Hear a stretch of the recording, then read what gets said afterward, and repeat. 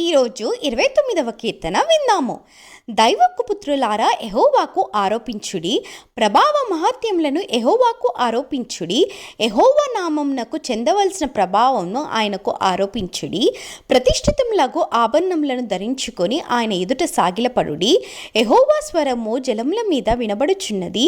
మహిమగల దేవుడు ఉరుము వలె గర్జించుచున్నాడు. మహాజలముల మీద యెహోవా సంచరించుచున్నాడు. యెహోవా స్వరము బలమైనది, యెహోవా స్వరము ప్రభావం గలది.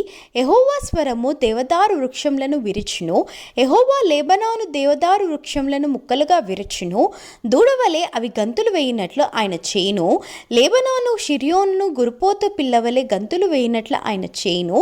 యెహోవా స్వరము అగ్నిజ్వాలను ప్రజ్వలింప చేయుచున్నది. యెహోవా స్వరము అరణ్యమును కదిలించును. యెహోవా కాదేశు అరణ్యమును కదిలించును. యెహోవా స్వరము లేలను ఈనజేయును, అది ఆకులు రాల్చును. ఆయన ఆలయంలో ఉన్నవన్నీ ఆయనకే ప్రభావం అనుచున్నవి. యెహోవా ప్రళయ జ్వలం మీద ఆసీనుడాయను. యెహోవా నిత్యము రాజుగా ఆసీనుడై ఉన్నాడు. యెహోవా తన ప్రజలకు బలమును అనుగ్రహించును.